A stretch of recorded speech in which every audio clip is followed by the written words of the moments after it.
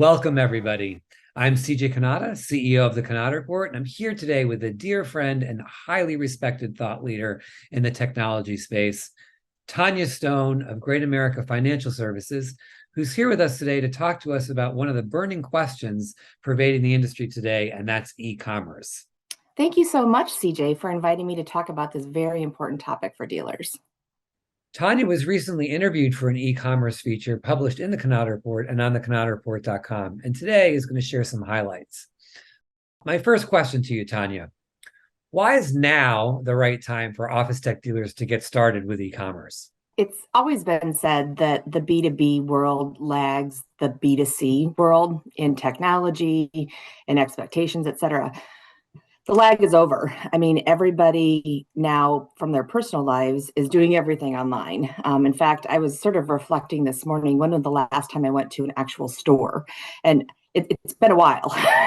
And so I just think the expectations of buyers, we're all consumers first, has changed. And so people want the ability to conduct whatever business it is that they want, whether it's shopping for their groceries or whether it is serving their professional needs, to be available online. And so I think e-commerce is scary because it's new to our industry, but it is certainly not new for our customers.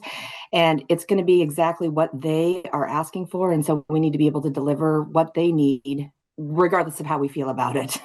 Can you dispel some of the misconceptions that some office tech dealers may have regarding e-commerce? I think there's a lot of misconceptions when it comes to e-commerce. I think dealers feel like, well, if I say yes to doing e-commerce, all of a sudden I have to put everything I sell on a website. I have to disclose my pricing. And that's definitely scary, considering that a lot of our industry is built on the service that we provide. So I think there's baby steps when it comes to e-commerce. And I think people should not think they have to do everything all at once on day one. I think that people are scared. How is it going to impact my sales team? How is it going to impact my operations? And so really the important part is start thinking about it now and then implement it in baby steps. So, Tawnya, what are some of those first steps or baby steps that could help a dealer get started or become more comfortable getting into the e-commerce space? CJ, we've seen a lot of dealers do it different ways. We've seen some dealers just put their supplies out there. We've seen some dealers say, hey, I'm going to only open this up to current customers. We've seen some dealers say, well, any customer can access it, but I'm only going to do certain devices.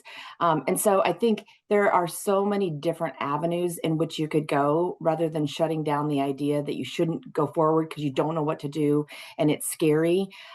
Find some little niche to start with, experiment, and life's about experiments. Try it, see what works well, see what doesn't work well, and make adjustments accordingly. There are several tools out there that are already integrated with your CRMs, with your ERPs, with your finance companies. It's intended to make the process easier from an operational standpoint. So figure out what works for you and your dealership. Tawnya, can you give us some examples of what some dealers have done to make some positive inroads into the e-commerce arena? Absolutely. So one dealer I'm thinking of specifically, they started just putting their supplies on there. And it was almost, I don't think they even put prices on it because it was for contracts that they had already, agreed to do supply fulfillment for. And so they just put supplies out there and they tested it out. Well, it turns out people really enjoyed buying it that way instead of sending an email or calling somebody. At that point, they put on A3 device or A4 devices, sorry. And they started experimenting with that and they had some great success. But one of the things they found was that they didn't have financing built into the system that they were using. And financing is a lifeblood for our industry. And so now they're in the process of looking at other tools out there in the industry that allow them to even have bigger transactions. So I think they haven't figured it out completely. They have a lot more experimenting to do. But I think the fact that they're willing to kind of test something, see how it works, tweak it accordingly. You don't need to go and offer your entire product catalog and get rid of all your salespeople. Just start with small amounts of products, see what works from a pricing side, and then just make changes accordingly.